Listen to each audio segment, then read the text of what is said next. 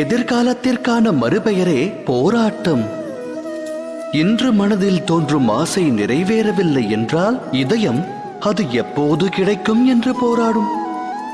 கனவு என்று நனவாகும் என்று மனம் சதுராடத் துவங்கும். எனினும் வாழ்வானது எதிர்காலத்திற்கும் உரியதல்ல, இறந்த காலத்திற்கும் சொந்தமல்ல. வாழ்வென்பது வாழும் நேரத்திற்கே சொந்தம். அதாவது நிகழ்காலத்தின் அனுபவம்தான் வாழ்வின் அனுபவம்.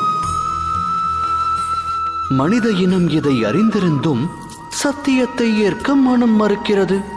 ஒன்று முடிந்தவை பற்றி எண்ணி மனிதன் மனம் நோகிறான், இல்லை இனி நடக்கவிருக்கும் எதிர்காலம் குறித்தெண்ணி மனம் வேகிறான். இறுதியில் வாழ்வை தொலைக்கிறான்.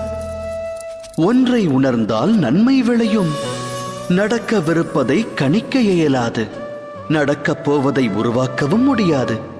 நடப்பதனைத்தும் இனிமையானதென்று மகிழ்ச்சி கொண்ட மனதோடு வாழ்ந்து வருங்காலத்தை எதிர்கொள்ளலாம்.